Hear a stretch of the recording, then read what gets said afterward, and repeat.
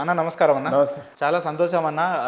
అడగంగానే మీ విలువైన సమయాన్ని మా స్టూడియోకి వచ్చి ఇంత మంచి సమయాన్ని ఇవ్వడానికి ఒప్పుకున్నందుకు మీకు ప్రత్యేక ధన్యవాదాలు. Thank you. సో ఎట్లున్నారే శారీరకంగా మానసికంగా అంతా వెల్ పర్ఫెక్టా? Everything fine.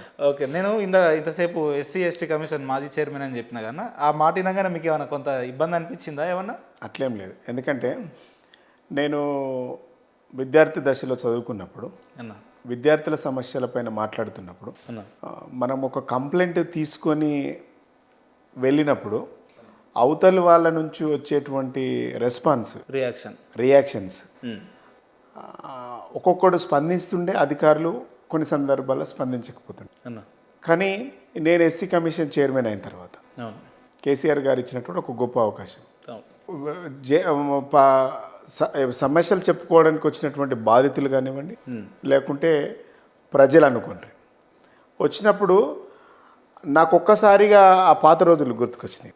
అంటే విద్యార్థి దశలో ఉన్నప్పుడు ఫర్ ఎగ్జాంపుల్ ఫీజు రీఎంబర్స్ అంటే, లేదంటే స్కాలర్షిప్స్ కానీ, కోచింగ్ సెంటర్ మెస్ ఛార్జెస్లు కావండి, కోచింగ్ సెంటర్లో డిస్కౌంట్స్ కానివ్వండి, ఇవన్నీ మాట్లాడుతున్నప్పుడు వాళ్ళు ప్రవర్తించిన తీరు, మనం ఇటువైపు ఉన్నాం కదా ఇప్పుడు. అవును, సమస్యలు వినే వైపు ఉన్నాం, సమస్యలు తీసుకునే వైపు ఉన్నాం, దరఖాస్తులు తీసుకునే వైపు, సమస్యలు పరిష్కరించే వైపు ఉన్నాం. అవన్నీ నాకు గుర్తుండి, మనల్ని ఎవడైతే బాధ పెట్టిండో, మనకి ఎవడైతే రెస్పాండ్ కాలేదు, మనకి ఎవడైతే అవమానపరిచిండో, సమస్యను కూడా సమస్యలాగా చూడకుండా ఒక మనిషిని హేళన చేసిండో, వాటి అన్నిటికీ భిన్నంగా ఉండాలనేటువంటి భావన నాలో ఉండేది. అది ఒకటి ఉండేది.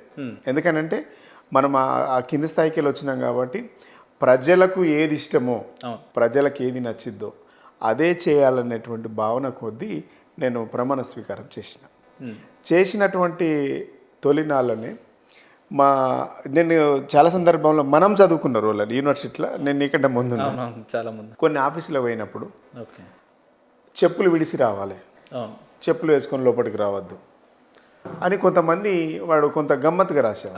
నేనేం చేసినంటే, ఇది మీ ఆఫీస్, ఇది మీకోసమే ఉన్నటువంటి ఆఫీస్, ఇది మీ ఆఫీస్లో, మా ఆఫీస్లో కమిషన్లో నేనేం రాపించినంటే, భరత్ అని నా క్లాస్మేట్ నాకు పిఎస్గా ఉండేది. అన్న మనం వీళ్ళందరికంటే మనం ఒక భిన్నంగా ఉండాలని ఒక టీం సెట్ చేసుకుని, ఇది మీ ఆఫీస్, ఎస్సీ ఎస్టీ కమిషన్ అనేది ఇది మీ ఆఫీస్, మీకోసమే ప్రభుత్వం ఏర్పాటు చేసినటువంటి ఆఫీస్. ఇందులోకి వచ్చే ప్రతివాడు ఆత్మగౌరవంతో రావాలి. ఇది ఆత్మగౌరవ కమిషన్. దీంట్లో వచ్చే వాళ్ళందరూ చేతులు కట్టుకోవద్దు, చెప్పులు వేసుకొని దర్జాగా వచ్చి మీ కేటాయించిన సీట్లలో కూర్చొని దర్జాగా మాట్లాడాలి అనేటువంటి ఒక స్క్రిప్ట్ రాసి, మంచి సందేశం అన్న ఇది. ఎందుకంటే కలెక్టరేట్లలో పోయినప్పుడు ఇప్పటికి చూస్తాం, కలెక్టరేట్లకు పోయినప్పుడు, కలెక్టర్ దగ్గర పోయినప్పుడు, ఎస్పీ ఆఫీస్ దగ్గర పోయినప్పుడు, ఎస్పీల దగ్గర పోయినప్పుడు, పెద్ద ఆఫీసర్ల దగ్గర పోయినప్పుడు గోసితో వచ్చేటువంటి వ్యక్తి, ఒక రైతు వేషంలో వచ్చినటువంటి వ్యక్తి, చదువుకోని వ్యక్తి, అజ్ఞానంతో ఉండేటువంటి వ్యక్తి, నిరక్షరాస్యుడు ఎవరైనా సరే ఒక అధికారి ఒక కూలీగా, ఒక అజ్ఞానిగా మాత్రమే చూస్తారు. ఎవరు కూడా వచ్చినటువంటి వ్యక్తికి గౌరవించి కూర్చోండి అని మాట్లాడేటువంటి వ్యక్తులను ఈ సమాజంలో ఈ రోజుకు చాలా తక్కువ మంది చూస్తాం. ఇవన్నీ మనం అటువైపు ఉండి చూసినాం. రాగానే డెఫినెట్గా కూర్చోవాలి. నేను కేసీఆర్ గారు ఇచ్చినటువంటి బాధ్యతగా, ఒక గొప్ప అవకాశంగా, అసలు కమిషన్కు ఒక ఆఫీస్ లేదు, రెంటెడ్ బిల్డింగ్లో ఉండేది నాంపల్లి దగ్గర. అది ఎట్లుండేదంటే అసలు కూర్చోవడానికి వెసులుబాటు లేని విధంగా ఉండేది.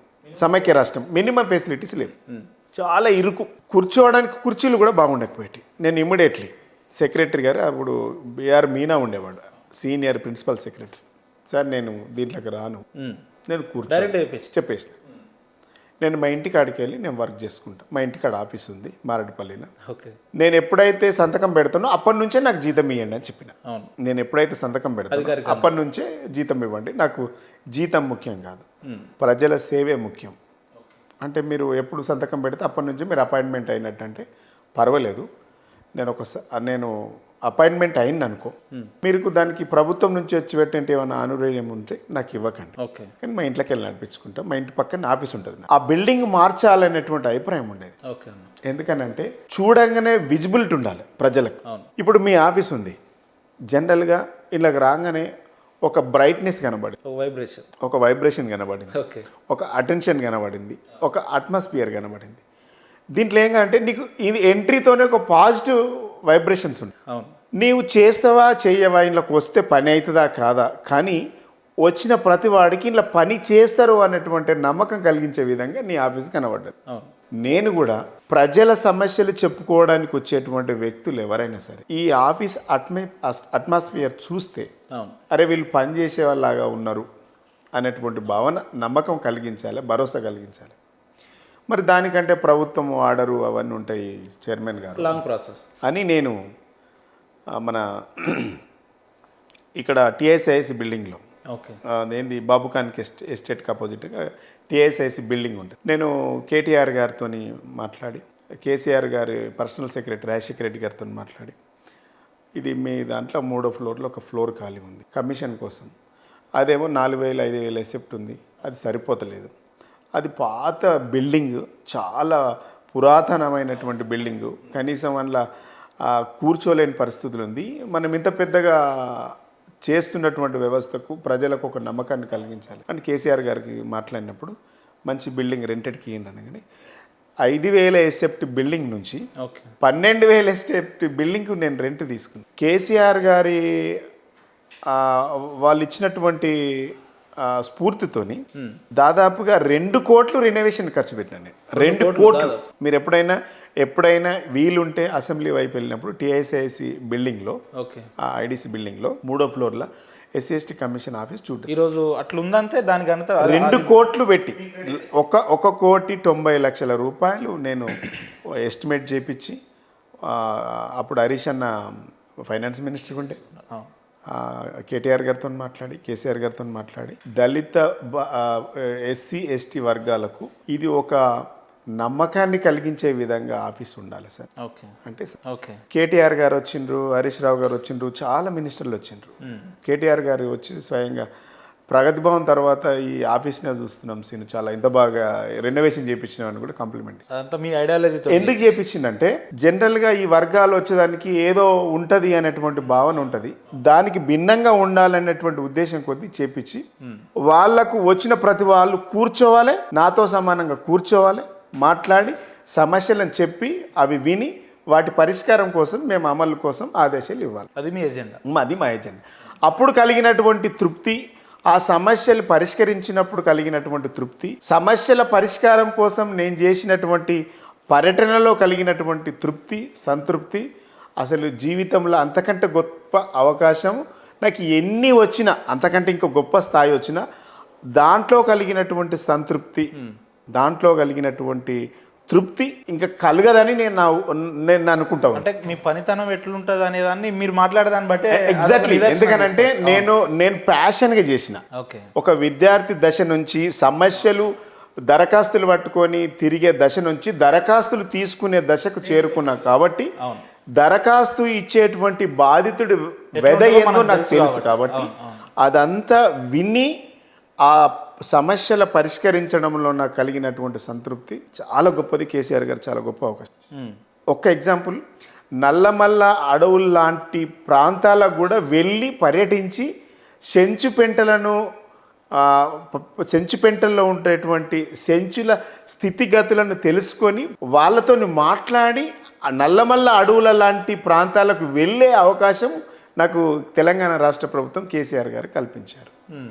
అదేవిధంగా గుత్తికోయల్ లాంటి ప్రాంతాలకు వెళ్ళి వాళ్ళని కలుసుకునేటువంటి అవకాశం ఎస్సీ ఎస్టీ కమిషన్ ద్వారా నాకు కలిగింది. ఆదిలాబాద్ జిల్లాల్లో ఉండేటువంటి గోండు గూడాలకు, గూడెం అంటే ఏముండదు, చాలా దూర ప్రాంతంలో వాళ్ళ గూడాలు మాత్రమే ఉంటాయి. ఆ గూడాల్లో వాళ్ళతోని కలిసి భోజనం చేసి వాళ్ళ సమస్యలు వినేటువంటి అవకాశం గొప్పగా కలిగింది. భద్రాచలం లాంటి ప్రాంతాలలో కూడా, ఖమ్మం జిల్లా భద్రాచలం ప్రాంతాలకు వెళ్ళి వాళ్ళతోని కొత్తగూడెం లాంటి ప్రాంతాలకు వెళ్ళి, భూపాలపల్లి జిల్లా ప్రాంతాలకు వెళ్ళి నక్సల్స్ కూంబింగ్ ఉంది వద్దంటే కూడా నేను ఆ వర్గాల కోసం ఈ కమిషన్ ఉంది, నేను వాళ్ళ దగ్గరికి వెళుతా, ఎంత ఇబ్బంది అయినా సరే. నాకు చాలాసార్లు పోలీసులు ఎస్పీ అక్కడ ఒప్పుకోలే, నాకు నల్లమల్ల ఒప్పుకోలే, అక్కడ కూడా ఒప్పుకోలేదు. ఏటూరు నాగారము, అక్కడ ఖమ్మం లాంటి ప్రాంతాలల్లో, కొత్తగూడెం లాంటి ప్రాంతాల్లో ఒప్పుకోలేదు. నేను వెళ్తా అంటే అవి నక్సలైట్ ప్రభావిత ప్రాంతాలు సార్ వెళ్ళొద్దు, మూమెంట్ ఉందని చెప్పేవాళ్ళు. ఒకసారి 2 సార్లు విన్నా, మూడోసారి నేను విన్నాను. అరే నేను ఆ వర్గాలకి వెళ్ళి వచ్చినవాడిని, అవును.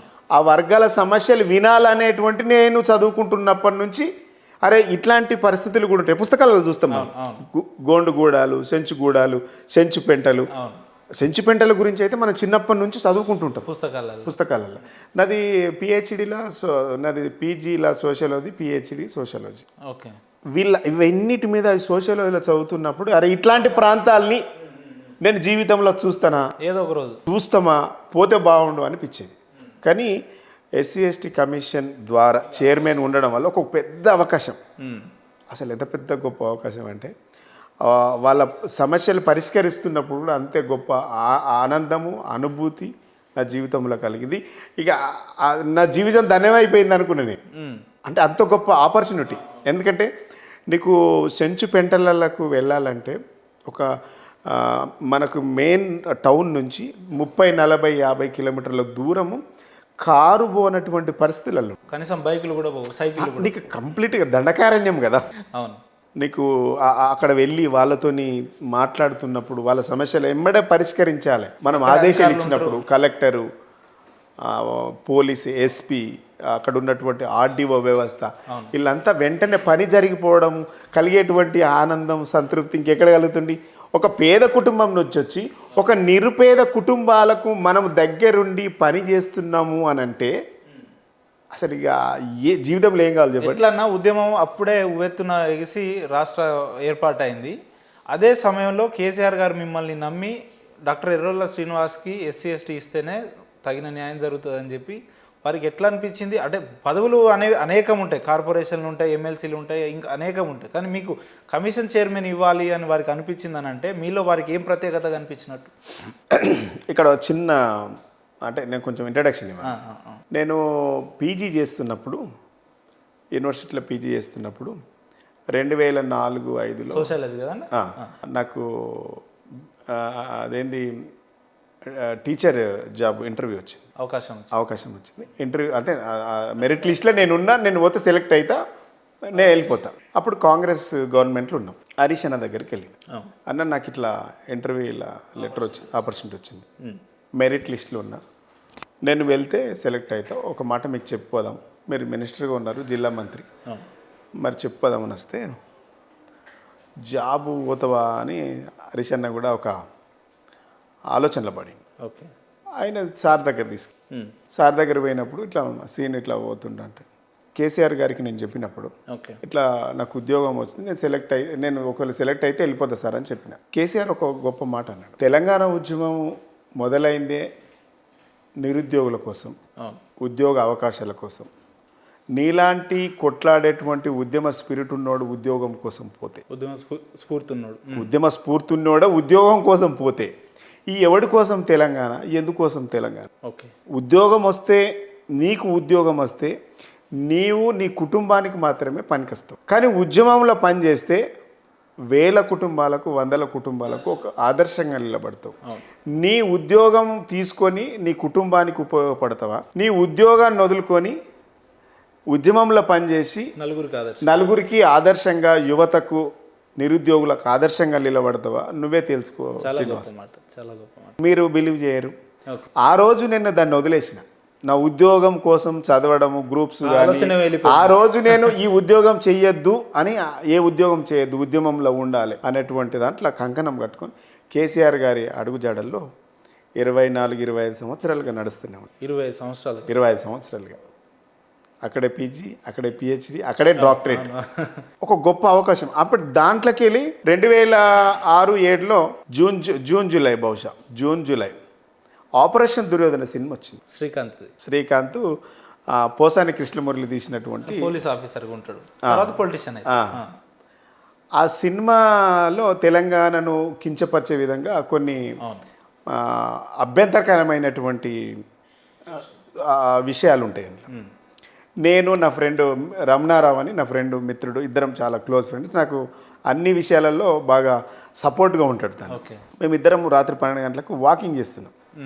ఈ ఉస్మానియా యూనివర్సిటీ ఎన్ఆర్ఎస్ హాస్టల్ ఆ రోడ్ల మీద 12 గంటలకు సెకండ్ షో సినిమా చూసి స్టూడెంట్స్ అందరూ వస్తుంటారు. ఒకటేసారి వస్తుంటే సినిమా చూసి వచ్చి నన్ను చూసి ఆపి ఒక 20 మంది 30 మంది స్టూడెంట్స్, అన్న ఈ ఆపరేషన్ దుర్యోధన సినిమా తెలంగాణ సమాజాన్ని, తెలంగాణ భాషను, యాసను, మన సంస్కృతిని కించపరిచే విధంగా ఇందులో కొన్ని డైలాగ్స్ ఉన్నాయి. ఓకే. మీరు ఇమ్మీడియట్లీ దీని మీద యాక్షన్ తీసుకోవాలి, మీరు మాట్లాడాలన్న. చాలా బాధ అనిపించింది. మీరు కొంచెం అంటే నేను దాదాపుగా అప్పటికే ఒక 7-8 సంవత్సరాలు అయింది సినిమాకి పోయి థియేటర్కి వెళ్ళి సినిమా చూడక. 6-7 సంవత్సరాలు అయింది. నేను ఇమ్మీడియట్లీ నా ఫ్రెండ్, నేను ఇంకొక 10 మందిని కలిసి మేము కూడా టికెట్లు తీసుకొని ఆరాధన థియేటర్లో పోయి మేము సెకండ్ షో పోయినాం. ఓకే. సినిమా చూసినాం. చాలా రోజుల తర్వాత ఆ సినిమా చూసిన నేను. అది కూడా మన ఆరాధనలోనే, ఎందుకంటే అనలే ఉంది కదా మన దగ్గర. చూసి ఎక్కడెక్కడైతే మనలా అవమానించినటువంటి డైలాగ్స్ ఉన్నాయో వాటిని అన్నిటిని కూడా నోట్ చేసుకొని మేము 10-15 మందిని ఇంకొక 10-15 మందికి మనిషికి ఇద్దరు తోలుకొచ్చుకుందాం. అప్పటికి హాలిడేస్ ఉన్నాయి, స్టూడెంట్ హాలిడేస్ ఉన్నాయి. ఒక 30 నుంచి 40 మంది స్టూడెంట్స్ పొద్దున్నే ఆపరేషన్ దుర్యోధన సినిమా ఆరాధన థియేటర్లో నడుస్తుంది. సినిమా థియేటర్ దగ్గర పోయి మేము నిరసన తెలియజేస్తాం.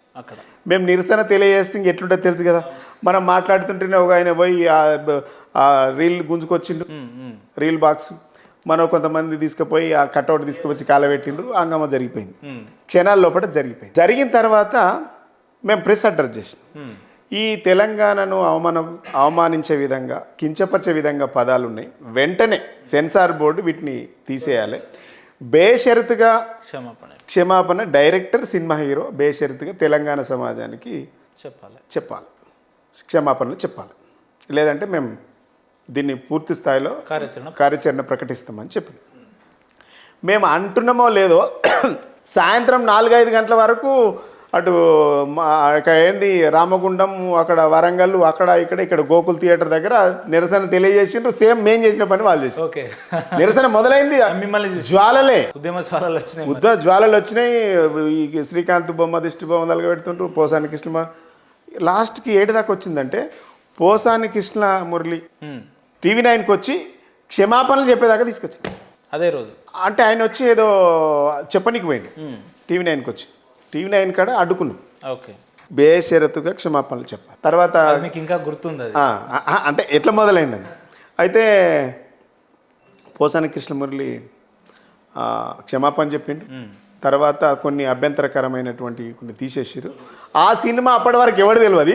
మీరు దగ్గరుండి హైలైట్ చేసి మేము దగ్గరుండి దాన్ని లీడ్ తీసుకోవడం వల్ల ప్రతి ఒక్కరికి తెలిసి చాలా మంది చూసారు. అక్కడికి వెళ్ళి మా రాజకీయ ప్రస్తావన, అప్పటికి నేను స్టూడెంట్ వింగ్లో జనరల్ సెక్రటరీగా పనిచేస్తున్నా, స్టేట్ జనరల్ సెక్రటరీ. ఆ తదంతరం కేసీఆర్ గారు నన్ను పిలిచి మాట్లాడి, సీను చాలా బాగా చేసిండ్రు, వెల్ డన్, చాలా అద్భుతంగా చేసారు, తెలంగాణ వ్యాప్తంగా అది బాగా అవేర్నెస్ జరిగిందని. నాకు 2007లో స్టూడెంట్ వింగ్ స్టేట్ ప్రెసిడెంట్ ఇచ్చి స్టూడెంట్ వింగ్ స్టేట్ ప్రెసిడెంట్ ఇచ్చిన తర్వాత 7 నుంచి 2009, 10 పెద్ద మూమెంట్ కదా. 2010లో పెద్ద మూమెంట్ అది. 2009లో కేసీఆర్ గారి దీక్ష, నవంబర్ 29 ఈ దీక్ష తర్వాత యూనివర్సిటీలు అన్నీ కూడా ఏకమైపోవడం, జేఏసీలు ఏర్పాటు కావడం, అదంతా కూడా ఇక కేసీఆర్ దీక్షకు సంబంధించినటువంటి లింక్ ఉన్నటువంటి అంశం. తర్వాత ప్రకటన వచ్చింది, మళ్ళీ వెనక్కి పోయింది, ఆంధ్ర వాళ్ళ కుట్రలు ఇవన్నీ జరిగినాయి కదా. తర్వాత ఏం జరిగిందంటే కేసీఆర్ గారు దీన్ని మనం ఎప్పుడైతే ఫుల్ఫిల్గా విద్యార్థి విభాగాన్ని సక్సెస్ చేసినాం, 11 లక్షల మెంబర్షిప్ చేయించిన నేను స్టూడెంట్ వింగ్లో 11 లక్షల మెంబర్షిప్ చేయించిన. 2007 నుంచి 2010 వరకు నేను 11 లక్షల మెంబర్షిప్ చేయించిన తర్వాత సార్కు పని చేస్తాము, మంచి వర్కరు, ఆర్డుకోరు, కమిట్మెంట్ స్టూడెంట్ వింగ్ కార్యకర్త అని తెలిసిపోయింది. తర్వాత 2010లో కేసీఆర్ గారి దీక్ష ఇవన్నింటినీ దీంట్లో జరిగినాయి కదా, మూమెంట్, పాదయాత్ర అన్నీ నేను ఉన్నప్పుడే జరిగిపోయింది. 2010లో కేసీఆర్ గారు ఇంకో ఆలోచన ఏం చేసిందంటే, సీను నేను పార్టీ పాలిట్ బ్యూరోలో తీసుకుంటాను చెప్పి. నేను అప్పుడు 29 సంవత్సరాలు. కేసీఆర్ గారు పాలిట్ బ్యూరోలో అంటే ఉమ్మడి రాష్ట్రంలో లేకుంటే ఆంధ్రప్రదేశ్ మొత్తం చరిత్రలో అతి చిన్న వయసులో పాలిట్ బ్యూరో మెంబర్గా రాజకీయాలలోకి వచ్చినటువంటి ఒక మొట్టమొదటి వ్యక్తి. దాన్ని కూడా పూర్తి స్థాయిలో విద్యార్థులకు సమస్యల మీద కొట్లాడడం వల్ల కేసీఆర్ గారి దృష్టిలో మనం ఒక కమిట్మెంట్గా పనిచేస్తాము అనేటువంటి భావన కేసీఆర్ గారు కలిగింది. సరే 2014 నాకు ఎమ్మెల్యేగా పోటీ చేసే అవకాశం ఉండే అవును. మనం అప్పుడు గవర్నమెంట్కి రావాలనేటువంటి ఉద్దేశంతో కొంత సమీకరణాలలో వీలు పడలేదు. వెంటనే గవర్నమెంట్కి వచ్చిన తర్వాత నీకు ఏది ఇస్తే బాగుంటుంది సారే అన్నాడు కేసీఆర్ గారు. నీకు ఏది ఇవ్వాలో నాకు తెలుసు, ఓకే, నేను ఎట్లా వాడుకోవాలో నాకు తెలుసు, కాబట్టి నాకు కొంచెం టైం తీసుకొని చేస్తా సీను అన్నీ అడగలే. ఓకే. కేసీఆర్ గారికి నేను స్టూడెంట్ వింగ్ అడగలే, పాలిట్ బ్యూరో అడగలే, ఏ పదవులు నేను అడగలేదు, ఓకే, కమిషన్ చైర్మన్ కూడా అడగలే. చాలా గొప్పగా చేస్తాను నువ్వు, నాకు వదిలే, నీ అంశాన్ని నాకు వదిలే అన్నాడు. నేను అడగలే. కేసీఆర్ గారే ఒకరోజు పిలిచి హరీష్ రావు గారు నాతో మాట్లాడి ఎస్సీ కమిషన్ చైర్మన్గా సారు నేను చేయాలనుకుంటుండు, చాలా అద్భుతంగా ఉంటుంది సార్, ఎట్లా చెప్తా అట్లా మీరు ఎట్లా చెప్తా, దానికి మీరు సూటబుల్ అంటే అది క్యాబినెట్ హోదా, దానికి ప్రోటోకాల్, దాంతోపాటు ఏంటంటే ఎక్కువ జనాలను కలిసేటువంటి అవకాశం, పనిచేసేటువంటి అవకాశం ఉన్నటువంటి అది కమిషన్ అనగానే ఓకే అని చెప్పిన ఒకరోజు తీసుకుపోయి హరీష్ రావు గారు తీసుకుపోయి కేసీఆర్ గారు కలిసినాం, మాట్లాడినాం, అది అనౌన్స్ చేసి. అంటే ఆ నమ్మకం మీద కేసీఆర్ గారు ఏదైతే నమ్మకం మీద నన్ను ఇన్ని పదవులు అవకాశాలు ఇచ్చిండో దాన్ని కూడా నాకు ఫుల్ఫిల్ చేసి విద్యార్థి విభాగము, పాలిట్ బ్యూరో మెంబర్గా, అదేవిధంగా ఈ ఎస్సీ ఎస్టీ కమిషన్ చైర్మన్గా కూడా నా మీద నమ్మకం, నేను పనిచేస్తానటువంటి విశ్వాసం తనకు కలిగింది. కాబట్టి నేను అడగకముందే నాకు అంటగట్టి, నేను కేసీఆర్ గారు ఎప్పుడైతే నాకు నా మీద నమ్మకం కొద్ది ఇంత గొప్ప అవకాశం నాకు ఇచ్చిండో, జనరల్గా దాని హిస్టరీ అంతా తీసిన నేను. ఇంతకుముందు దీన్ని ఎవరెవరు ఉన్నారంటే అందరూ 55 ఏళ్ళ పైబడిన వాళ్ళు మాత్రమే ఉన్నారు. అరే నాకు ఇంత చిన్న వయసులో నాకు ఒక అవకాశం వచ్చిందని చెప్పేసి నేను చాలా అద్భుతంగా దాన్ని స్టడీ చేసి ఆ వర్గాలకు పనిచేయడానికి నా వంతు శాయశక్తిలో పనిచేసిన. అంటే కేసీఆర్ గారు నా మీద ఏదైతే నమ్మకం పెట్టుకొని ఈ పదవిని నాకు అప్పచెప్పిండో బాధ్యత ఫుల్ఫిల్గా చేయాలి, ప్యాషన్గా చేయాలన్నటువంటి ఒక గొప్ప సంకల్పంతో ఒక ప్యాషన్గా దాన్ని చేసిన.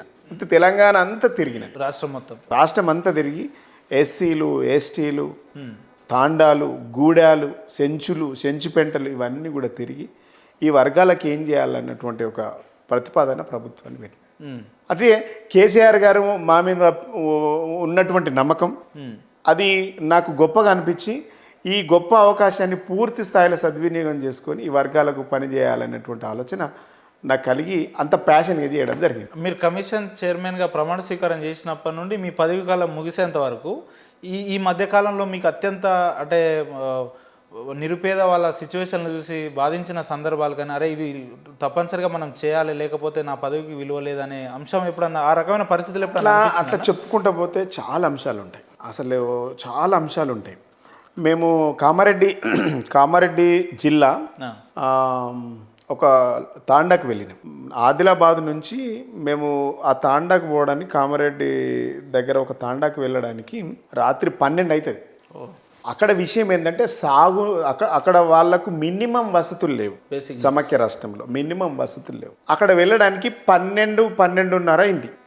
కానీ మేము వెళ్ళేంత వరకు ఆ తాండాల్లో ఉన్నటువంటి కర్మన్ ఘట్ట తాండా ప్రాంతానికి వెళ్ళినప్పుడు 12:30 అవుతుంది, ఎవరు భోజనం చేయకుండా మా కోసం ఎదురు చూస్తారు, మీరు వస్తారని. వాళ్ళు పాపం ఒక యాటను కోసిండ్రు, అన్నం వండిండ్రు, కమిషన్ మెంబర్స్ చైర్మన్ వస్తుండ్రు, మేము వాళ్ళతోనే కలిసి సహపంక్తి భోజనం చేస్తామని వాళ్ళు అన్నం తినకుండా పిల్ల పాపలు కుటుంబ సభ్యులతో అందరు వెయిట్ చేస్తారు రాత్రి వరకు. 12:30 రాత్రి మేము పోయే వరకు 12:30కు పోయే వరకు వాళ్ళు అట్లే మెలుకతో ఉన్నారు.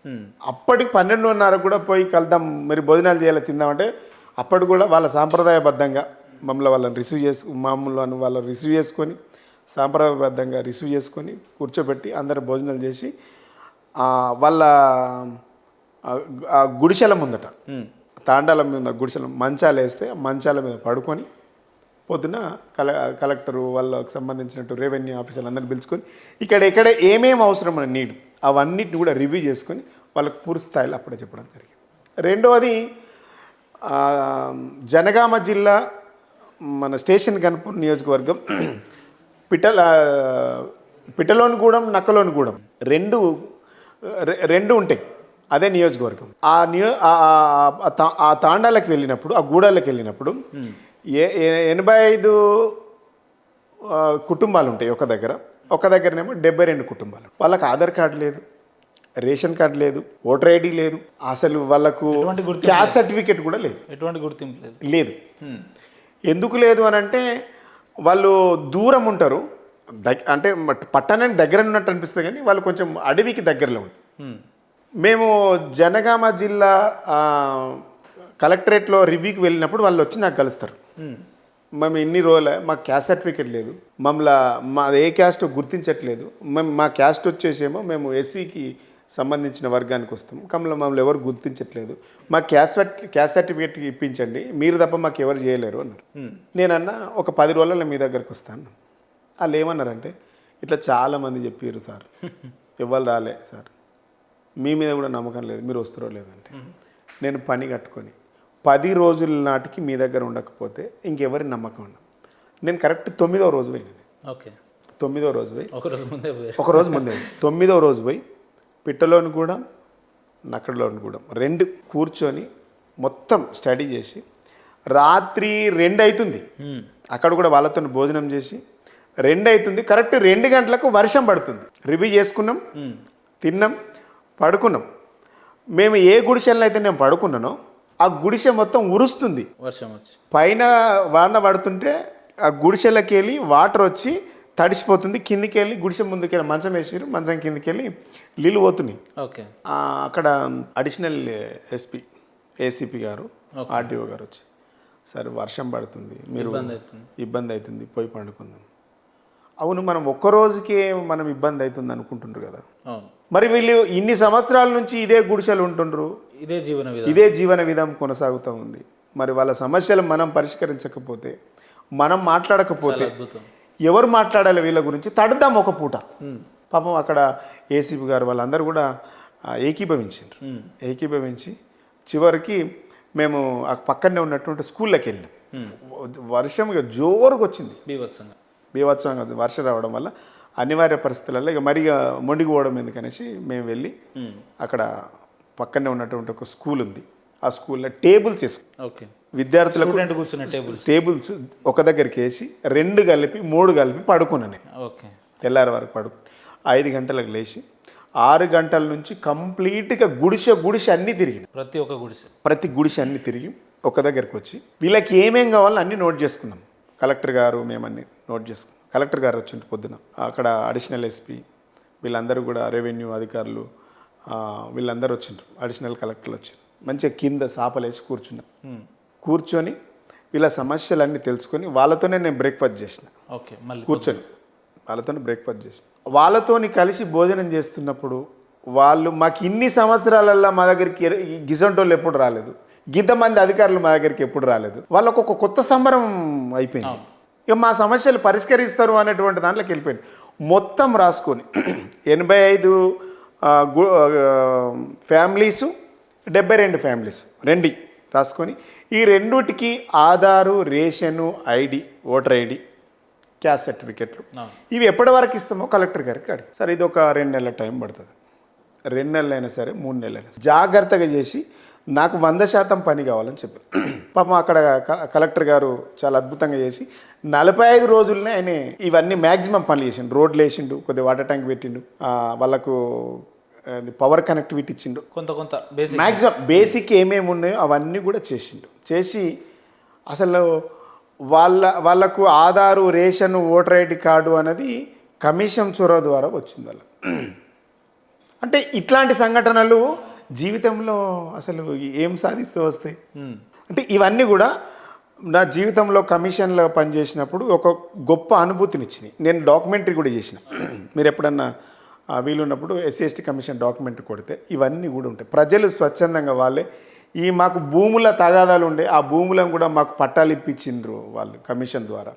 ఇవన్నీ రోడ్లు పడ్డాయి. కొంత మాకు ఇక్కడ ఉన్నటువంటి వాళ్ళకు రేషన్ కార్డ్స్ కానివ్వండి, ఆధార్ కార్డ్స్ కానివ్వండి, ఇవన్నీ క్యాస్ట్ సర్టిఫికేట్ ఇవన్నీ మాకు వచ్చినాయని ప్రజలు స్వచ్ఛందంగా అంటే వాళ్ళు కలిగినటువంటి అనుభూతి చాలా గొప్పగా అదే మేము డాక్యుమెంటరీ చేపించాం. సో కమిషన్లో ఇట్లా పేద విద్యార్థులకు దాదాపుగా SC/ST కమిషన్ ద్వారా SC గురుకులాలు, ST గురుకులాలు చదువుతున్నటువంటి విద్యార్థులు, మైనార్టీ లేకుంటే BC వెల్ఫేర్తో చదువుతున్నటువంటి విద్యార్థులకు చదవాలనేటువంటి ఆకాంక్ష ఉండి చదువుకోవడానికి స్తోమత లేక మధ్యలోనే డ్రాప్ అవుతున్నటువంటి స్టూడెంట్స్ ఎవరైతే ఉంటారో ఫైనాన్షియల్గా 750 మంది విద్యార్థులకు దాదాపుగా కమిషన్ చొరవతోని వాళ్ళకు గురుకులాల్లో నాణ్యమైనటువంటి విద్యను ఇప్పించడానికి ఇప్పుడున్న గురుకులాల సెక్రటరీ ఆర్ఎస్ ప్రవీణ్ కుమార్ గారు, ఆయనకు నేను స్వయంగా ఉత్తరాలు రాసి ఇంతమందికి మీరు అవకాశాలు ఇవ్వండి. ఈ 3 సంవత్సరాలలో 750 మంది పేద విద్యార్థులకు, నిరుపేద విద్యార్థులకు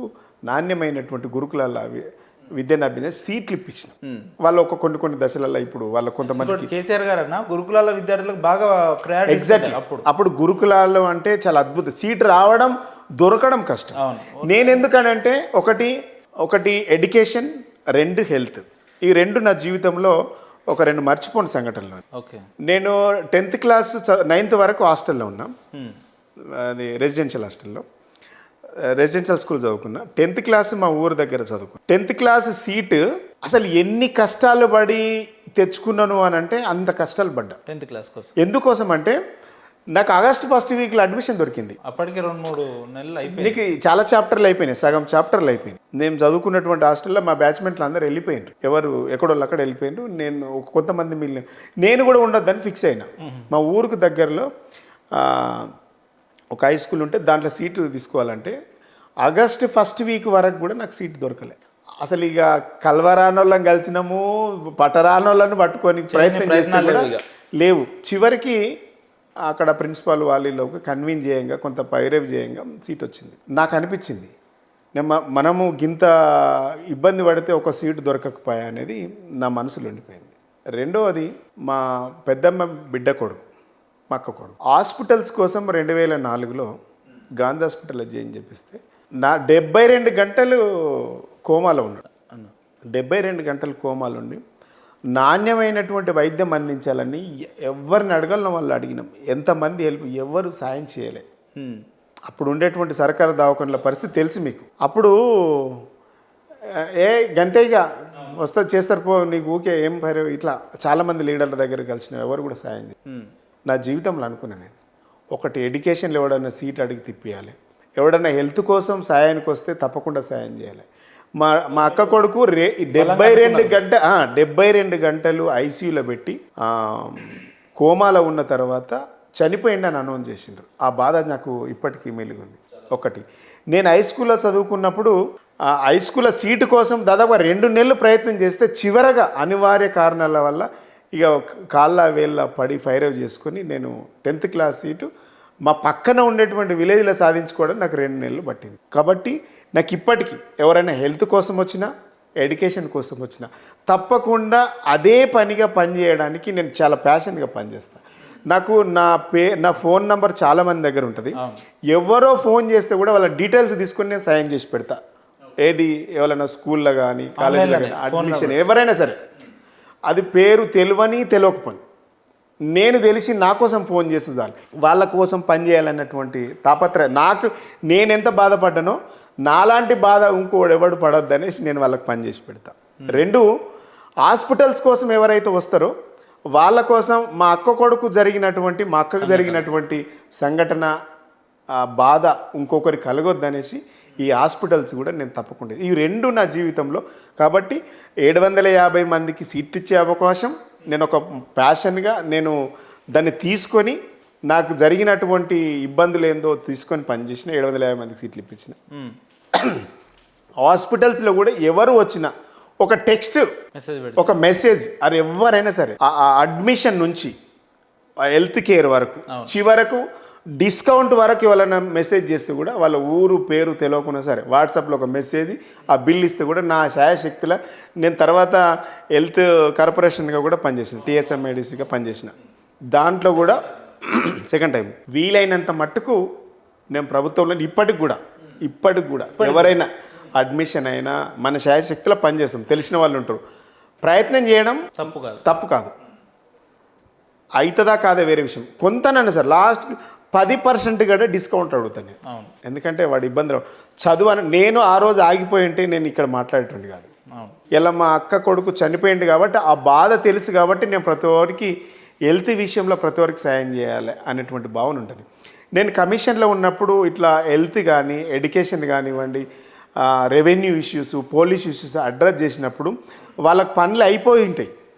కానీ ఇప్పుడు పోయినప్పుడు కలుస్తారు నాకు అక్కడక్కడ, అన్న మీరు చేయడం వల్ల నాకు ఈ భూమి దొరికింది, ఈ భూమి వల్ల లబ్ధి పొందుతుంది. నాకు చాలా మంది కలుస్తుంటారు. ఏమనిపిస్తుంది అన్న అట్లా చెప్పినప్పుడు? నాకు చాలా హ్యాపీ ఫీల్ అవుతుంది. నేను దాదాపుగా ఒక 1000 నుంచి 1200 ఎకరాలు, 1000 నుంచి 1200 లిటికేషన్లో ఉన్నటువంటి ల్యాండ్స్ ఏవైతే ఉంటాయో కమిషన్ చొరవతోని ఆ డిస్ప్యూట్ క్లియర్ చేసి వాళ్లకు బాధితులకు అప్పచెప్పడం జరిగింది. దాదాపు 1000 నుంచి 1200 ఎకరాలు, మీరు నమ్మరు.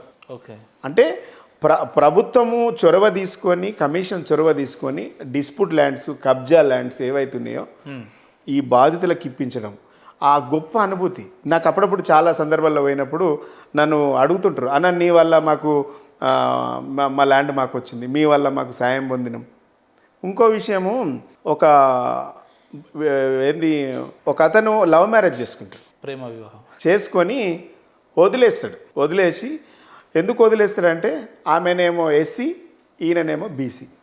వాళ్ళు ఏం చెప్తారంటే నువ్వు ఆమెను చేసుకుంటే నీకు ఆస్తిలో వాటలేదని చెప్తారు. పేరెంట్స్ బెదిరిస్తారు. ఈ బెదిరింపులకు ఏమైందంటే తల్లిదండ్రులు బ్లాక్మెయిల్ చేస్తుంటారు. బ్లాక్మెయిల్ చేస్తుంటే ఆ బ్లాక్మెయిల్కు భయపడి ఆమెకి చెప్పకుండా ఒక ఉత్తరం రాసి, నువ్వంటే నాకు చాలా ఇష్టం, నేను విడిచిపెట్టిపోవడం నాకు అది లేదు, కానీ మా పేరెంట్స్ ప్రెజర్ వల్ల నేను నిన్ను వదిలేసిపోతున్నా, నన్ను క్షమించు అని ఒక ఉత్తరం రాసి ఆ ఉత్తరం పైన జేబులో పెట్టి పారిపోతాడు. అయ్యో, పారిపోతే వెతుకుతారు తిరుగుతారు, అడ్రస్ దొరకదు. అడ్రస్ దొరికినా కూడా వీళ్ళు ఈమెను బెదిరించే పరిస్థితికి వెళ్ళిపోతారు. ఇట్లా తెలుసుకొని కమిషన్కి వచ్చిండ్రు. కమిషన్కి వస్తే ఒక అడ్రస్ చూసి ఆ లెటర్ చూసి కంప్లైంట్ ఇస్తే తీసుకొని ఆమెను పిలిపించిన. ఏమైందమ్మంటే, సార్ నేను నా క్యాస్ట్ ఇది, ఆయన క్యాస్ట్ అది, మేమిద్దరం ఇష్టపడ్డాం, కానీ తల్లిదండ్రులకు వాళ్ళకి ఇష్టం లేదు, నా లైఫ్ స్పాయిల్ అవుతుంది, నాకు న్యాయం చేయండి అనేసి ఆమె అప్పీల్ చేసుకున్నప్పుడు నేను ఏసీపీకి డీసీపీకి ఫోన్ చేసి ఈ కేసు మీద ఆయన ఎక్కడున్నాడో తెలుసుకొని డెఫినెట్గా దీని మీద యాక్షన్ తీసుకోవాలి నేను వాళ్ళకి ఆదేశించి మీ వే ఆఫ్ స్టైల్లో మీరు చెప్పినాం. ఒక 2 నెలలు 3 నెలల తర్వాత పట్టుకున్నారు. పట్టుకొని వస్తే ఏం చేయాలి సార్ అని అడిగింది. వాళ్ళిద్దరిని కలపాలి. వాళ్ళిద్దరిని కలిపి, ఎందుకంటే ఆమెకు జీవితం ఇస్తామని చెప్పిండు.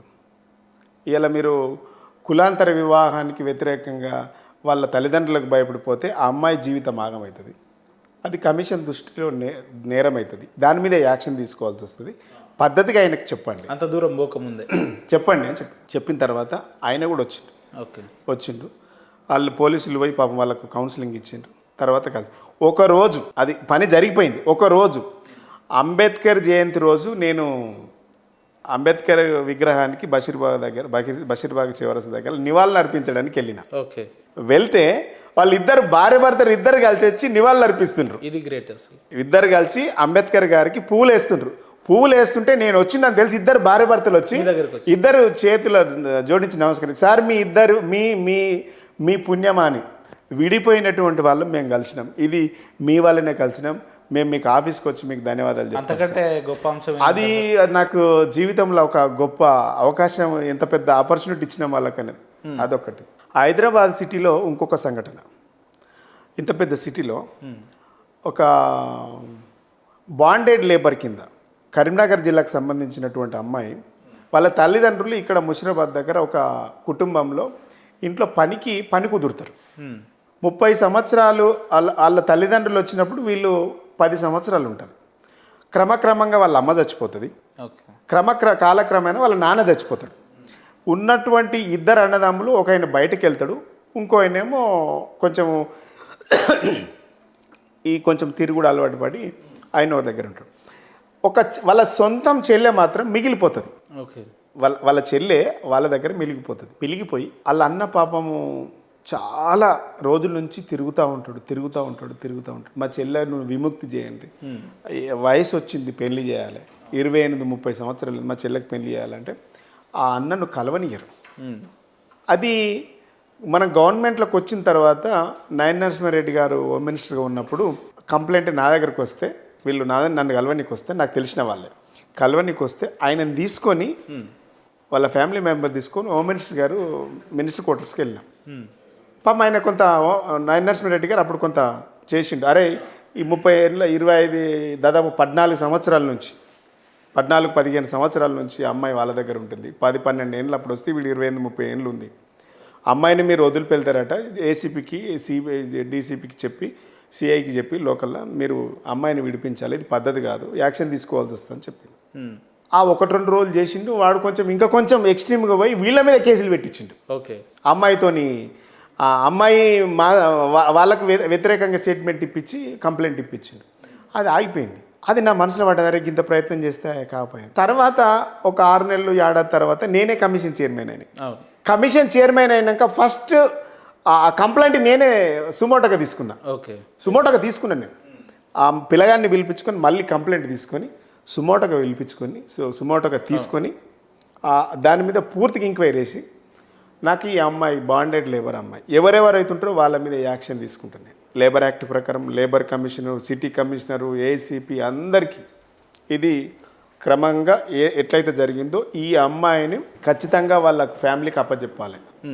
బాండెడ్ లేబర్ అనేది కమిషన్ దృష్టిలో చాలా నేరమైంది కాబట్టి ఇది ఖచ్చితంగా చేయాలి మనం. అంటే మీరు బిలీవ్ చేయరు, ఒక 6 మంత్స్లో ఓన్లీ 6 మంత్సే దాని మీద ఫుల్ ఫ్లెడ్జ్గా పనిచేసిన 6 మంత్స్లో ఆ అమ్మాయిని తీసుకురావడం, పూర్తి స్థాయిలో తీసుకురావడం, కమిషన్ దగ్గరుండి అమ్మాయికి పెళ్లి చేయించినాం. తీసుకురావడమే కాకుండా అమ్మాయికి దగ్గర ఉండి వాళ్ళ కుటుంబ సభ్యులు చూసినటువంటి పిల్లగాంతోనే పెళ్లి చేసి మేము కమిషన్ తరపున మేము మా సెక్రటరీ మా సభ్యులు 5 మంది సభ్యులు మేము అందరం వెళ్ళి పెళ్లికి పెద్దలుగా నిలబడి పెళ్లి చేసి ఆ అమ్మాయికి ఎవరైతే ఇన్ని రోజులు ఇంట్లో వాళ్ళకి పని కోసం వాడుకున్నారో వాళ్ళే కొంత ఎక్స్పెన్సివ్గా వాళ్ళకు కొంత సాయం చేస్తే వాళ్ళ ఫ్యామిలీ వాళ్ళందరూ కలిసి అక్కడ వాళ్ళకు కరీంనగర్ జిల్లాలో వాళ్ళకి ఇల్లు ఇప్పిస్తే నేను ఒకరోజు మా సెక్రటరీ అన్నాడు, సార్ వాళ్ళనే పిలిపించుకుందాం మనం.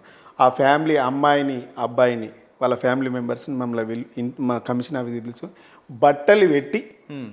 బట్టలు పెళ్లి పిల్లని ఇద్దరు పెళ్ళి అయిన తర్వాత పిలిచి బట్టలు పెట్టి వాళ్లకు పూర్తి స్థాయిలో ఇది కమిషన్ ద్వారా ఈ బాండెడ్ లేబర్ నుంచి విముక్తి జరిగిందని ఒక స్టేట్మెంట్ రావడం వల్ల ఫ్యామిలీ 15 సంవత్సరాల నుంచి ఏడుస్తూ ఉన్నారు.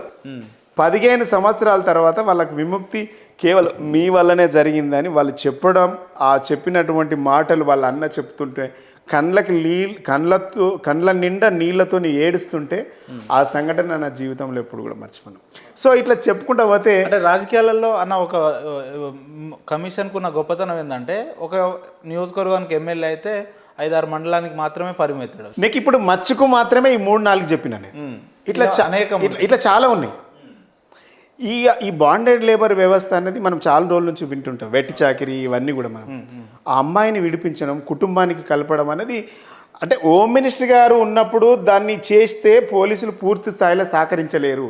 ఒక కమిషన్ ద్వారా మేము దాన్ని టేకప్ చేయడం వల్ల ఖచ్చితంగా పని జరిగిపోయింది. 6 నెలల్లో సంవత్సరంన్నర తిరిగితే పని జరగలేదు.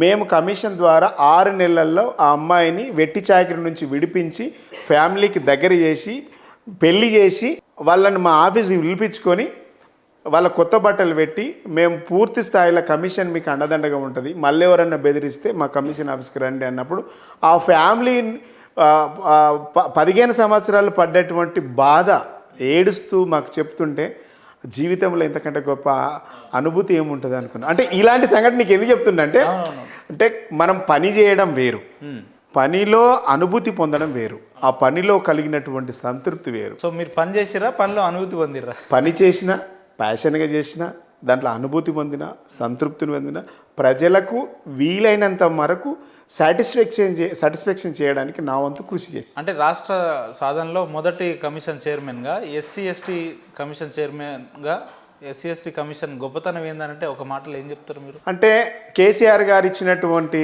అవకాశాన్ని గొప్పగా వినియోగించుకొని SC/ST వర్గాలకు పని చేయడానికి ఒక గొప్ప అవకాశం దొరికింది.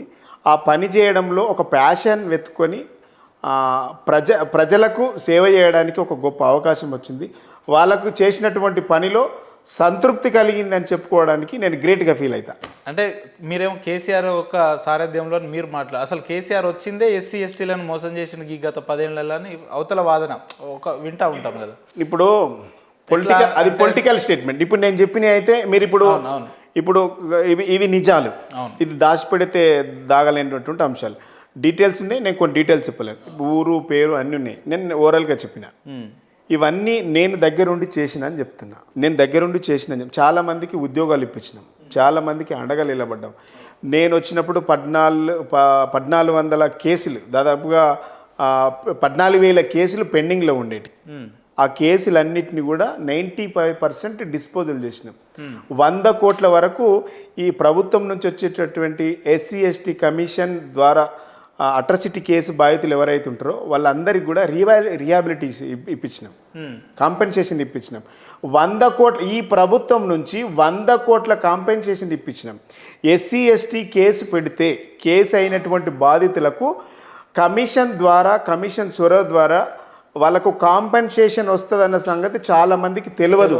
కానీ SC/ST కేసు అట్రాసిటీ బాధితులు ఎవరైతే ఉన్నారో వాళ్ళకు కాంపెన్సేషన్ వస్తుంది అని చెప్పి నేను దగ్గరుండి కలెక్టర్ ద్వారా డిస్ట్రిక్ట్ SC/ST వెల్ఫేర్ ద్వారా డబ్బులు ఇప్పించి వాళ్ళకి అండగా నిలబడి వాళ్ళకి ధైర్యం చెప్పినటువంటి ఘనత కమిషన్ది. అది కేసీఆర్ గారి ప్రభుత్వంలో జరిగింది. పొలిటికల్ స్టేట్మెంట్లు వాళ్ళు ఎన్ని చేసుకుంటేంది, అవును, వాస్తవాలు ఇవి కదా. మీరు పోయిన తర్వాత మీలాంటి వ్యక్తులు ఆ కమిషన్లో ఉన్నారని మీకు ఎప్పుడైనా అనిపించిందా? ఆలోచనల విధానం ఇప్పుడు ఒకటి, నా స్టైల్ నాది, నీ స్టైల్ నీది. ఎవరి పాలు ఉంటుంది. చాలామందికి పదవులు వస్తుంటాయి, పదవిలో అనుభూతి పొంది ప్రజలకు సేవ చేయడం వేరు.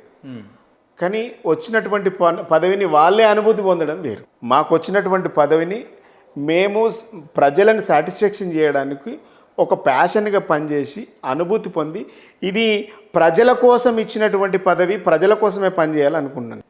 మరి మిగిలిన వాళ్ళు కూడా అందరూ అట్లా అనుకున్నప్పుడు మాత్రమే ప్రజలకు నిజమైనటువంటి న్యాయము, నిజమైనటువంటి సేవా కార్యక్రమం జరిగినప్పుడు మాత్రమే ప్రజలు సాటిస్ఫాక్షన్ అవుతారు. అంటే ఈ 2023లో కూడా జరిగిన సార్వత్రిక ఎన్నికల్లో బీఆర్ఎస్ మళ్ళీ అధికారంకి వచ్చి ఉంటే ఈరోజు మిమ్మల్ని ఏ స్థానంలో చూసి ఉండేవాళ్ళం?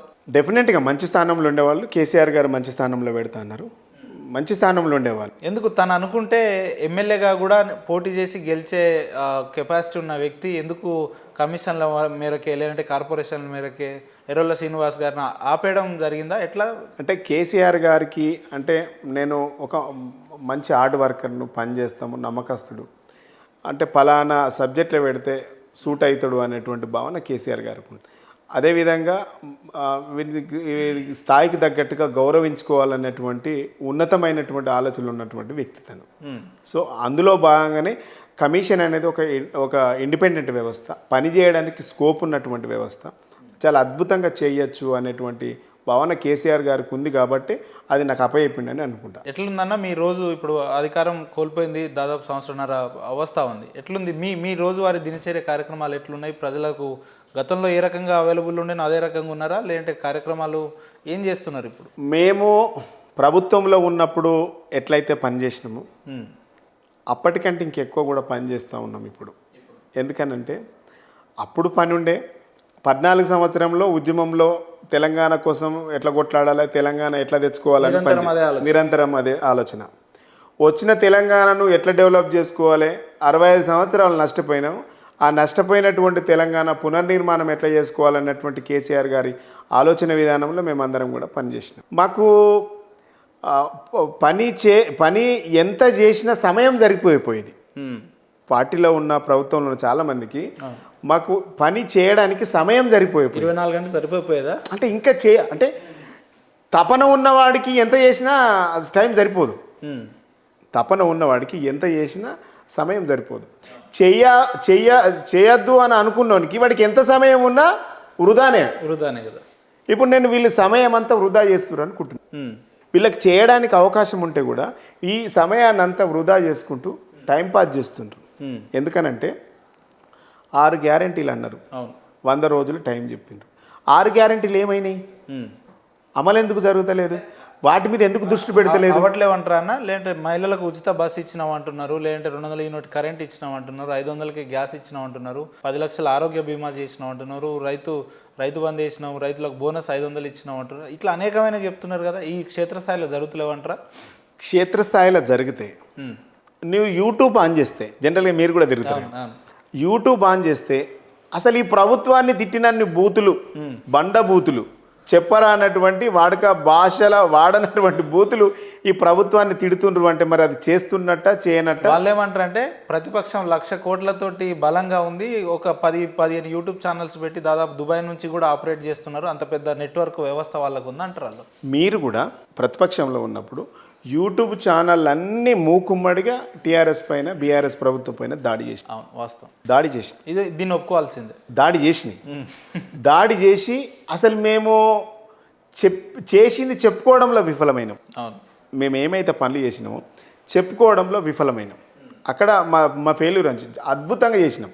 చెప్పినవి చేసినాం, చెప్పని చేసింది చెప్పుకోవడంలో విఫలమైరా లేదంటే చేయక విఫలం? లేదు, చెప్పినవి చేసినాం, చెయ్యని కూడా చెప్పని కూడా చేసినాం. కానీ మేము ఏమైతే చేసినామో అవి చెప్పుకోవడంలో విఫలమైనాం, దాంట్లో ఒప్పుకోవాలి. కానీ మేము చేయడంలో విఫలం కాలే, చెప్పుకోవడంలోనే విఫలమైనాం. కానీ ప్రభుత్వం ఇలా మీరు ఇవన్నీ వాడుకొని విద్యార్థులను వాడుకున్నారు, నిరుద్యోగులను వాడుకున్నారు, 2 లక్షల ఉద్యోగాలు ఇస్తానని మోసం చేశారు, 420 హామీలు అన్నారు, 6 గ్యారంటీలు అన్నారు. ఇవన్నీ చెప్పి జనాలను మోసం చేసి గద్దెనెక్కింది. అంటే వాళ్ళు ఏంటంటే అధికారంలోకి వస్తామా సస్తమా, ఇది వచ్చేది కాదు పోయేది. ఎందుకంటే మీరు ఆఫ్ ట్యూన్లో ఏ ఎమ్మెల్యేకు ఏ మంత్రి కన్నా మీకు ఉన్నటువంటి పరిచయాల్లో కాంగ్రెస్ లీడర్లను అడుగుండ్రి, అధికారంలోకి వస్తామని ఇచ్చినమా ఇవన్నీ ఏదో అచానక్. అందుకే హామీలన్నీ కూడా అట్లే ఉంటాయి. ఇది వస్తుంది లేకుండా అనేసి వాళ్ళు మాట్లాడినటువంటి మాట లేదు. ఇలా అధికారంలోకి వచ్చిన తర్వాత వాళ్ళకి ఏం చేయాలని అర్థమవుతుంది. 1,00,000 కోట్లు పెట్టి యూట్యూబ్ నడుపుతుండ్రు అంటుండ్రు కదా, 1,00,000 కోట్లు మేము పెడతలేము. ఇలా ఎవరి ఇప్పుడు మీ టీవీ ఛానల్ ఉంది, నాకు తెలిసి అయితే మాకైతే మా పార్టీకి కానీ మీరు టచ్ చేయలేరు, నాకు తెలిసి టచ్ చేయలేరు. మీరు నీ ఛానల్ నడపాలంటే, నీ వ్యూవర్షిప్ చూడాలంటే నువ్వే సబ్జెక్ట్ డిసైడ్ చేసుకుంటావు, నేను డిసైడ్ చేయాలి. ఒక ఎర్రల సీన్ ఇంటర్వ్యూలు చేయాలి, ఏ విధమైనటువంటి క్వశ్చన్ వెళ్ళాలంటే నేను రాసి ఇచ్చినాక మీరు ఎట్లా జర్నలిస్ట్ అవుతారు? క్వశ్చన్ నీది ఉంటుంది, ఆన్సర్ నాది ఉంటుంది. సో ఒక టీవీ ఛానల్ పెట్టుకున్నప్పుడు దాన్ని ఎట్లా నడపాలి, ఇంతమంది వ్యవస్థకు రేపు పొద్దున జీతాలు ఇవ్వాలంటే కంటెంట్ సబ్జెక్ట్ నీది ఉంటుంది. ఇక్కడ ఉన్నటువంటి యూట్యూబ్ ఛానల్స్ అన్నీ కూడా ఎవరి కంటెంట్ వాళ్ళదే, ఎవరి సబ్జెక్ట్ వాళ్ళదే. ఈ దేశంలో స్వేచ్ఛ ఉంది, స్వతంత్రం ఉంది, ఫ్రీడమ్ ఉంది, మాట్లాడే హక్కు, ప్రశ్నించే హక్కు ఉంది. కాబట్టి ఎవరి విధానంలో వాళ్ళు వెళ్తారు అంతే తప్ప ఇలా మీరు 1,00,000 కోట్లు పెట్టి యూట్యూబ్ని మెయింటైన్ చేస్తారంటే ఇలా మేము అడుగుతున్నాం. మీరు 1,00,000 కోట్లు పెట్టి ఆనాడు యూట్యూబ్లో మెయింటైన్ చేసిండ్రా?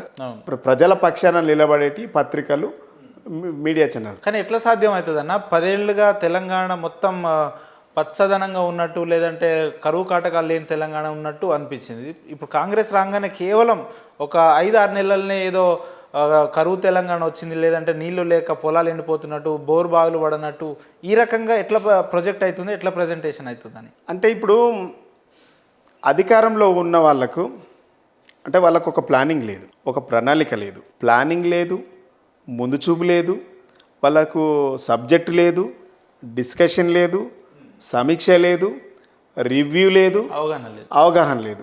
ఇవన్నిటి వాళ్ళని తీసుకొచ్చాడ కూర్చుండ పెడితే ఏం జరుగుతుందంటే, ఫర్ ఎగ్జాంపుల్ ఎవరన్నా ఇప్పుడున్న క్యాబినెట్ మంత్రులలో ఒక ముఖ్యమంత్రి గారే అధికారంలో లేరు, వారు ఎప్పుడు మినిస్టర్ కాలేదు. కానీ గతంలో ఇప్పుడు ఉన్న వాళ్ళంతా ఎక్స్పీరియన్స్ క్యాండిడేట్ కదా, ఉత్తమన్న కావచ్చు, శ్రీధర్ బాబు కావచ్చు, పొన్నం గారు కావచ్చు, ఇట్లా చాలా మంది ఉన్నారు కదా ఎక్స్పీరియన్స్. నేను ఏమంటున్నా, ఉన్నాయి చాలామంది క్యాబినెట్లో ఎక్స్పీరియన్స్ ఉన్నటువంటి వ్యక్తులు ఉన్నారు.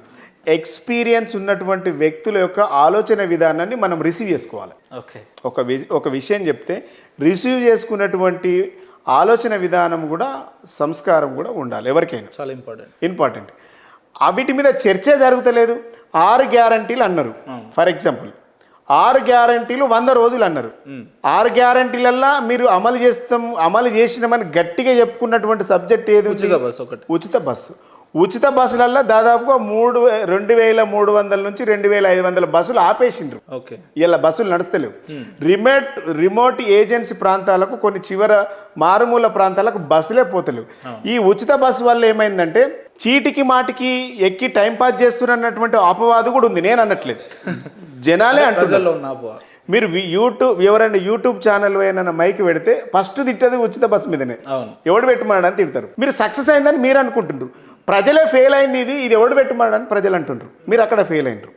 రెండవది 2,500 రూపాయలు ప్రతి నెల మహిళల మహాలక్ష్మి ఖాతా కింద ఇస్తామని చెప్పి 14 నెలలు అయింది. ఒక్క మహాలక్ష్మి అక్క చెల్లె తులం బంగారం కూడా అన్నారు. ఇప్పటి వరకు ఒక్కరికన్నా 2500 రూపాయలు పడ్డాయా అని అడుగుతా ఉన్నాం. కోటీశ్వర్లను చేస్తామని చెప్పిండు అక్క చెల్లెన్న. ఎంతమందిని చేసిండు? అక్కడ ఫెయిల్ అంటున్నారు అన్న. ఈ 5 ఏళ్ల కాలంలో మేము ఇచ్చిన ఇది 100 రోజుల ప్రోగ్రామ్. నేను చెప్పేది 100 రోజులు. ఆ లెక్కన చూసుకుంటే గతంలో కేసీఆర్ గారు కూడా దళితులకు 3 ఎకరాల భూమి ఇస్తా అన్నాడు, గిరిజనులకు ఇస్తా అన్నాడు, లేదంటే దళితుల్ని ముఖ్యమంత్రి అంటే అనేకమైన హామీలు ఇచ్చి మేము 7,500 చిల్లర ఎకరాల భూమి పంచి గుర్తుపెట్టుకోండి. 7,500 చిల్లర ఎకరాలకు భూమి పంచినాం మేము. భూమి పంచినాం మేము. ఆ రోజు తెలంగాణ రాష్ట్రం రావడానికి ముందు 1,00,000 నుంచి 3 లక్షలకు మాత్రమే ఎకరం భూమి ఉండేది. తెలంగాణ రాష్ట్రం వచ్చిన తర్వాత మేము ఈ స్కీమ్ లాంచ్ అయ్యే నాటికి ఒక ఎకరా భూమి 15 లక్షల నుంచి 20-30 లక్షల దాకా పెరిగింది. మేము దిగిపోయే నాటికి 3 లక్షలు ఉన్నటువంటి ఎకరం భూమి విలువ 30 లక్షలకు ఎకరా భూమి విలువ పెరిగిపోయింది. ఎన్ని అంతలు పెరిగింది? అది బీఆర్ఎస్ గొప్పతనం అంటారు. 100% కేసీఆర్ గొప్పతనం అది. కేసీఆర్ గారు సంపద సృష్టించిండు, ఆర్థిక పరిపుష్టిని పెంచిండు. ఒకప్పుడు ఎకరం భూమి అమ్ముకొని అప్పు కట్టుకునేటువంటి పరిస్థితి నుంచి ఎకరం భూమి ఉంటే చాలు నేను ఈ సమాజంలో నాతో గొప్పవాడు ఎవరు లేరనేటువంటి ఒక గొప్ప నమ్మకాన్ని, భరోసాని బీఆర్ఎస్ ప్రభుత్వం కల్పించింది కదా. ఇలా మీరే అంటుండ్రు మీరు వచ్చినటువంటి 14 నెలల్లో నాకు అన్నిటికంటే గొప్పగా తెలిసినటువంటి సబ్జెక్ట్ ఏదైనా ఉంది అని అంటే రియల్ ఎస్టేట్ రంగమే అని చెప్పింది. రియల్ ఎస్టేట్ రంగాన్ని నేను అద్భుతంగా తీర్చిదిద్దుతా, నాకు ఆ రియల్ ఎస్టేట్ రంగంలో నాకున్నంత అనుభవం ఎవరికి లేదని చెప్పిండ్రు. ఇలా మేము అడుగుతున్నాం, 14 నెలల్లో రియల్ ఎస్టేట్ రంగం పెరిగిందా తగ్గిందా? 30% నుంచి 40% రియల్ ఎస్టేట్ రంగం పడిపోయింది. దానికి అసలు ఇప్పుడు లావాదేవీలు నడుస్తున్నాయా? అసలు కొనేటోళ్ళు కొంటుండ్రా, అమ్ముతుండ్రా, జరిగిందా? రిజిస్ట్రేషన్స్ అండ్ స్టాంప్స్ శాఖలో మా హయాంలో దాని ఇనకం 13 నుంచి 14,000 కోట్లు వచ్చేది. ఇలా 5,000 కోట్లకు పడిపోయింది. 5,000 కోట్లు మాత్రమే వస్తుంది వీళ్ళకి స్టాంప్స్ అండ్ రిజిస్ట్రేషన్లో. ఎందుకు వస్తుంది మరి? రిజిస్ట్రేషన్లు ఎందుకు తగ్గినాయి? 5,821 కోట్లు మాత్రమే గత నెల వీళ్ళకు వచ్చినటువంటి ఇన్కమ్ జనరేట్ అయింది. వీళ్ళు ప్రభుత్వం మొన్న బడ్జెట్ పెట్టేటప్పుడు ఏం చేసిండ్రు? 18,000 కోట్ల ఇన్కమ్ రావడానికి ప్రతిపాదనలు పెట్టుకుంది. 18,000 కోట్లు సంపాదించుకోవడానికి ప్రతిపాదనలు పెట్టుకుంది ఈ ప్రభుత్వం. కానీ గత నెలలో వచ్చినటువంటి ఇన్కమ్ ఎంత అంటే 8,500 కోట్ల మాత్రమే. 5,800 కోట్ల మాత్రమే ఇలా దానికి ఇన్కమ్ రాబడుతున్నట్టు. అంటే ప్రభుత్వము ముందటికి పోతుందా వెనుకకు పోతుందా? రైతు రుణమాఫీ అన్నారు, ఏమైంది? ఎంతమందికి ఇచ్చిండ్రు? రైతు భరోసా రాగానే 2 లక్షల రూపాయలు ఇస్తామన్నారు. కేసీఆర్ గారు చేయని రుణమాఫీ మేము కేవలం సంవత్సర కాలంలోనే చేసినామని ఎవరికి చేసింది? నేనేమంటున్నా, 2,000 రూపాయల పింఛన్ ఇస్తామని చెప్పిండు. 4,000 పింఛన్ మేము ఇస్తే 2,000 కాదు 4,000 ఇస్తామని చెప్పిండ్రు. 4,000 పింఛన్ ఇయ్యలేదు. 4,000 పింఛన్ ఇయ్యలేదు. 4,000 రూపాయల పింఛన్లో 1 రూపాయి కూడా ఇయ్యాలి. 2,000 రూపాయలు ఇచ్చేటువంటి పింఛను 2 నెలల పింఛన్ ఆపిండ్రు. ఆ 2,000 రూపాయల పింఛను 2 నెలల పింఛన్ పైసలు వచ్చేటి అని ఇటు డైవర్ట్ చేసిండ్రు. ఫీజు రియంబర్స్మెంట్ కట్టాల్సినటువంటి డబ్బులు ఆ 1,000 కోట్లు ఉంటే ఇటు డైవర్ట్ చేసిండ్రు. ఈ రైతు భరోసాకి ఇవ్వాల్సినటువంటి 1,000 కోట్ల రూపాయలని ఇటు డైవర్ట్ చేసిండ్రు. ఇవన్నీ డైవర్ట్ చేసి 2 పంటలకు ఇవ్వలేదు. ఈ 2 పంటలకి ఇవ్వాలి. ఇప్పటి వరకు 2 పంటలు అయినాయి కదా. కాంగ్రెస్ ప్రభుత్వం వచ్చినాక ఇప్పుడు 2 పంటలు నడుస్తూ ఉంది. రైతు బంధు పడలేదు. ఆ డబ్బులన్నీ తీసి డైవర్ట్ చేసి ఈ 10,000 కోట్లు అటు డైవర్ట్ చేసేసి ముఖ్యమంత్రి గారు ఏం చేయలేదు. ఈ ప్రభుత్వం Rythu Bandhu pension fee reimbursement ఇవన్నిటికి సంబంధించినట్టుగా అదేంది కళ్యాణ లక్ష్మి, షాది ముబారకు, దాంతోపాటు కేసీఆర్ కిట్టు, న్యూట్రిషన్, ఈ డబ్బులకు పెట్టాల్సినటువంటి అన్ని ఆపేసి ఇవన్నీ పెట్టేసి పింఛన్లతో సహా ఇవన్నీ ఆపేసి ఈ డైవర్ట్ అంతా ఈ డబ్బులు అయితే డైవర్ట్ చేసిరంటే మొత్తానికి రుణమాఫీకి డైవర్ట్ చేసిండ్రు. అవి ఇచ్చి ఇవి ఇస్తే మీరు గొప్పతనం ఉంటాయి. ఇవి ఆపిండ్రు, అటు ఇచ్చిండ్రు. ఇలా కేసీఆర్ గారితో పోల్చుకున్నటువంటి మేము 30,000 28,000 కోట్ల అన్ని వర్గాల కంటే రైతులకే ఎక్కువ ప్రాధాన్యత. నేనేమంటున్నా, మా హయాంలో 79,000 కోట్ల రూపాయలు రైతు భరోసాకి రైతు బంధు కింద మేము ఇచ్చినాం. 79,000 కోట్లు. దాదాపుగా 1,00,000 కోట్లకు పైగా రైతు బంధు, రైతు అదేంటి రైతు బీమా కింద 1,00,000 కోట్లు రైతుల మీద ఖర్చు పెట్టినాం మేము.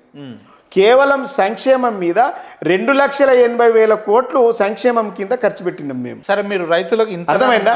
ఇలా కేసీఆర్ గారు 2,000 కేసీఆర్ గారు రైతు రుణమాఫీ చేయలేదంటే మేము రుణమాఫీ జరగదనేసి రుణమాఫీ మొన్నటి ఎలక్షన్లు ఎత్తుకోలేము. మీరు చెప్తున్నట్టు రైతులకు నిజంగా ఈ రకంగా మేలు చేస్తే ఇవాళ బీఆర్ఎస్ పార్టీ ఓడిపోవడానికి కారణమే రైతులు. ఎందుకంటే ఇటువంటి పట్టణ ప్రాంతాలలో ఎవరు కాంగ్రెస్ని కావాలనుకోలేదు, ఎవరు ఓట్లేదు కదా. ప్రాంతీయ ప్రాంతాలలోనే రైతులే కదా ఓట్లేసి ఈరోజు కాంగ్రెస్ పార్టీ. నేను ఏమంటున్నా, సరే రైతులు గెలుపు ఓటములు అనేది ప్రజాస్వామ్యంలో సహజం. మేము మా స్టైల్ కేసీఆర్ స్టైల్, గెలిచినప్పుడు పొంగిపోడు, ఓడినప్పుడు కుంగిపోం. వాస్తవాలు తెలుసుకునేటువంటి ప్రయత్నం మేము చేస్తూ ఉన్నాం. మీకు అవకాశం ఇచ్చింది తెలంగాణ సమాజం, మీకు అవకాశం ఇచ్చింది తెలంగాణ ప్రజలు, మీకు అవకాశం ఇచ్చిండ్రు. 5 సంవత్సరాలు పరిపాలించమని ఇచ్చిండ్రు. ఇలా మీరు పొద్దున్న లేస్తే మమ్మల్ని తిట్టడం కాదు, పొద్దుగా లేస్తే సెక్రటరియట్ని కూలుస్తాం, కేసీఆర్ ఆనవాళ్ళు లేకుండా చేస్తాం. ఎవరి తరం కాదు, ఎట్లా చెప్తున్నారు? ఎవరి తరం కాదు. కేసీఆర్ ఆనవాళ్ళు లేకుండా చేయడం అంటే అసలు తెలంగాణను లేకుండా చేయడం. తెలంగాణకి కేసీఆర్కి ఏం సంబంధం అంటారు వాళ్ళు? తెలంగాణ కేసీఆర్ లేని తెలంగాణ ఉన్నదా అంటున్నాం. అసలు కేసీఆర్కు ఉండేటువంటి తెలంగాణకు కేసీఆర్కు ఉండేటువంటి అనుబంధం ముంగట అసలు మీరు ఎంత అంటున్నాం అంటే చాలా చిన్న వాళ్ళు కదా. ఉద్యమం అనేది కేసీఆర్ నుంచి మొదలు కాలేదు, ఉద్యమం అనేది కేసీఆర్ నుంచి అంతం కాలేదు. ఇది ఆది నుంచి జరుగుతున్న ప్రక్రియనే. అందులో కాంగ్రెస్ పార్టీ గుర్తించింది, ఇచ్చింది తప్ప ఇందులో కేసీఆర్ గారి ప్రమేయం ఏముందనేది వాళ్ళ వాదన. నేనేమంటున్నా, కేసీఆర్ గారు మొదటివారు గారు కావచ్చు, కరెక్టే. ఈ ఉద్యమం 69 నుంచి మొదలైంది. అంతకుముందు మనం మాట్లాడుకుంటే 52 ముల్కి నాన్ ముల్కి నుంచి కూడా ఉంది. అవును. కానీ ఎంతోమంది వచ్చిండ్రు, ఎంతోమంది పోయిండ్రు. ఈ తెలంగాణ వస్తుందా పోతుందా అనేటువంటి డిస్కషన్ అపోహలు కూడా జరిగినాయి. కానీ తెలంగాణ ఉద్యమాన్ని అణిచివేయడానికి చంద్రబాబు నాయుడు, రాజశేఖర్ రెడ్డి, కిరణ్ కుమార్ రెడ్డి, రోషయ్య ఎన్ని రకాలుగా ఇబ్బందులు పెట్టాలని చేసిండ్రు. వచ్చిన తెలంగాణను కూడా అడ్డుకునేటువంటి ప్రయత్నాలు కూడా చూసినాం. మరి ఇన్ని జరిగినాక కూడా కేవలం కేసీఆర్ గారి వల్ల తెలంగాణ వచ్చిందంటే సబ్బండ వర్గాలను ఏకం చేయగలిగినటువంటి నాయకుడు కేసీఆర్ గారు. వీళ్ళందరినీ ఏకం చేసినప్పుడు ఇప్పుడున్నటువంటి చాలా మంది సోకాల్ లీడర్లు తెలంగాణ ఉద్యమంలో లేరు. తెలంగాణ ఉద్యమం కోసము వాళ్ళ పదవులను తృణప్రాయంగా గడ్డిపోస వాళ్ళే త్యాగం చేసి ప్రజలకి వెళ్ళి కొట్లాడినటువంటి చరిత్ర ఇలా బీఆర్ఎస్ పార్టీ నాయకత్వానికి ఉంది. ఏ పార్టీ వాళ్ళు రీజన్ చేసి తెలంగాణ కోసం రీజన్ చేసి ఎవరు చేసిండు చెప్పు? కోమటిరెడ్డి గారు కూడా మంత్రి పదవికి రాజీనామా చేసిండు, ఆమోదం పొందిండు. దీంట్లో ఎవరికన్నా క్రెడిట్ వస్తుందంటే ఎండ లక్ష్మీనారాయణకు మాత్రమే వస్తుంది బీజేపీ నుంచి, ఎవరికి రాదు. ఆయన ఒక్కడు మాత్రమే బీజేపీ తరపున తెలంగాణ కోసం కొట్లాడినటువంటి నాయకుడు. తెలంగాణ కోసం కొట్లాడిన బీజేపీ నాయకుడు ఆయన ఒక్కడే. రాజీనామా చేసిన ఆయన ఒక్కడే. ఈనాడు కిషన్ రెడ్డి చేసిందా, రేవంత్ రెడ్డి చేసిందా, కోమటిరెడ్డి చేసిందా, ఎవరు చేసిండ్రు? ఇది కేవలము పత్రికలకు మాత్రమే రాజీనామా చేస్తున్నామని చెప్పిండు. ఎవరు కూడా రాజీనామా ఆమోదించుకొని ఇప్పుడు స్పీకర్ పార్మెటర్ రాస్తేనేమో ఖచ్చితంగా ఆమోదిస్తారు. ఆ ఫార్మేటర్ అయినప్పుడు ఆమోదం ఏడ తెలుస్తుంది?